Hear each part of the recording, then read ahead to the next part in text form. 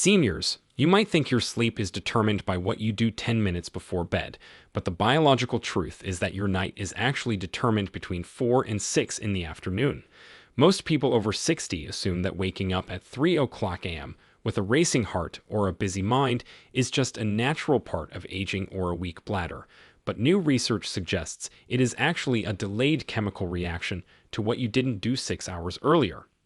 When you miss a specific biological window in the late afternoon, your body allows stress hormones like cortisol to accumulate in your bloodstream like sludge in an engine, waiting to spike exactly when your brain tries to enter its deepest sleep cycles. This invisible cortisol surge is the primary reason millions of seniors stare at the ceiling in the middle of the night, feeling exhausted yet wired, as their body fights a chemical war it should have won before dinner. But the solution does not require prescription sleeping pills, expensive supplements, or radical lifestyle overhauls that are impossible to stick with. It requires 3 specific, highly timed afternoon habits that manually flush stress hormones from your system, stabilize your blood sugar to prevent adrenaline spikes, and discharge the cognitive electricity that keeps your brain humming when it should be resting.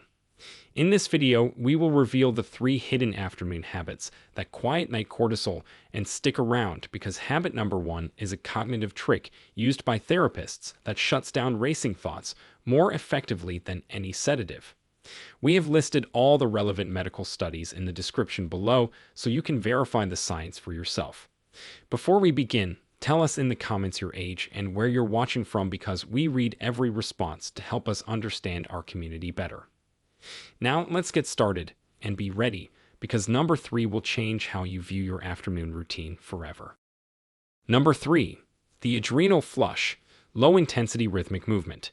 The third critical habit on our list is something most seniors accidentally avoid because they believe they should be resting in the late afternoon, but this inactivity is actually what traps stress hormones in your body.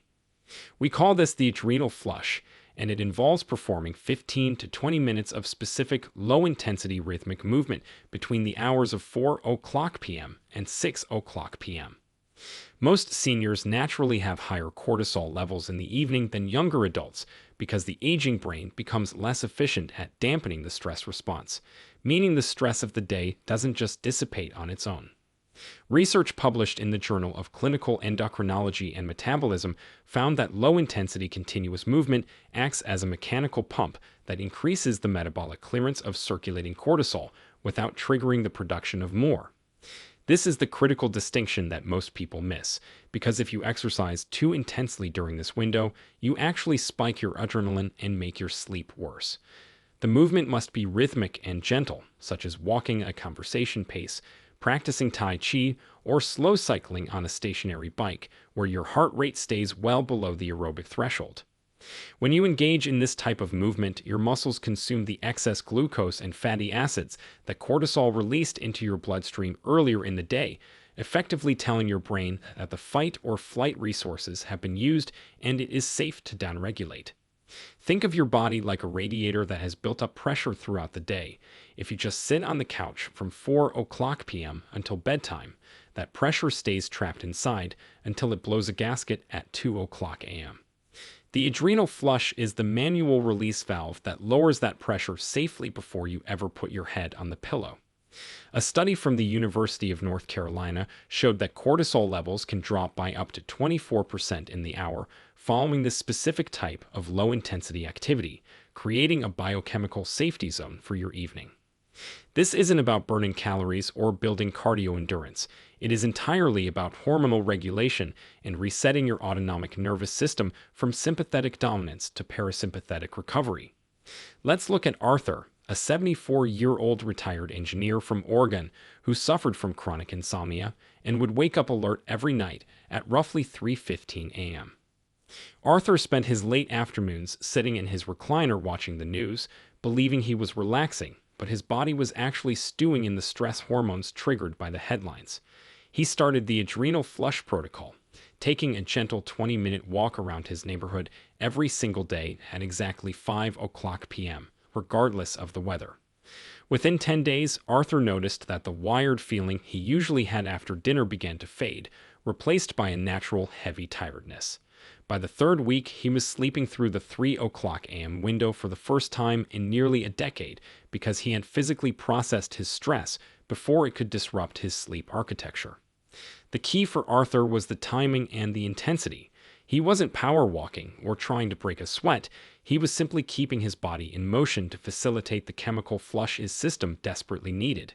You need to view this afternoon window not as optional exercise, but as a mandatory medical prescription for your sleep health. If you skip this flush, you are essentially choosing to carry the day's toxic stress load into your bed, where it will inevitably wake you up.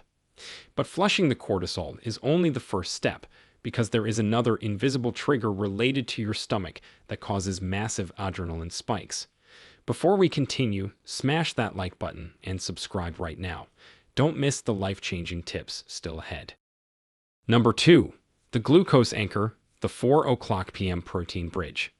The second habit is the one that most doctors overlook when diagnosing sleep issues, yet it is responsible for the terrifying heart-pounding awakenings that plague millions of seniors. We call this the glucose anchor, and it involves consuming a small protein-rich snack, specifically around 4 p.m., to build a bridge over the dangerous blood sugar gap that occurs between lunch and dinner. Many seniors have been conditioned to save their appetite for dinner, so they go 5, 6, or even 7 hours without eating in the afternoon, causing their blood glucose levels to drift dangerously low. This might not feel like hunger, but your brain perceives this drop in fuel as a life-threatening emergency and pulls the fire alarm to save you. That fire alarm is a massive release of cortisol and adrenaline, which signals your liver to dump stored glucose into your bloodstream to bring your levels back up. This is a survival mechanism called the counter-regulatory hormone response, and while it keeps you alive, it floods your system with alertness chemicals right as the sun is going down. Research from the Yale School of Medicine has shown that these invisible hypoglycemic events are a leading cause of sleep fragmentation in older adults, often misdiagnosed as anxiety or benign tremors. When you spike adrenaline at 5 p.m. because you haven't eaten since noon, that adrenaline takes hours to clear your system, leaving you hyper-alert when you are trying to fall asleep. The glucose anchor prevents this emergency response by providing a steady stream of amino acids and stabilized energy that reassures your brain that fuel is plentiful and safety is assured. You don't need a full meal. You need specifically a protein-fat combination like a small handful of almonds, a cup of Greek yogurt, a hard-boiled egg, or a slice of turkey with cheese. The goal is to blunt the release of the hunger hormone ghrelin and prevent the stress hormone cortisol from ever being summoned to manage your energy levels. This is particularly crucial for seniors because our ability to regulate blood sugar naturally declines with age, making these dips deeper and the adrenaline spikes sharper than they were when we were 30. Consider the case of Martha, a 79-year-old grandmother from Florida who was convinced she was developing a heart condition because she would wake up sweating with a racing heart. She went to 3 different cardiologists who all told her that her heart was fine, yet the terrifying awakenings continued night after night. Martha's routine involved eating a light lunch at 11:30 a.m. and then not eating again until dinner at 6:30 p.m., creating a 7-hour fasting window that sent her body into panic mode every single afternoon. She began implementing the glucose anchor, eating half a cup of cottage cheese with a few walnuts every day at 3:45 p.m.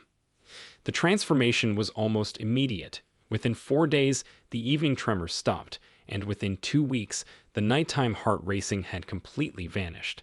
Her body stopped needing to scream for energy because she was finally providing a consistent fuel source that bridged the gap. Martha wasn't having heart attacks.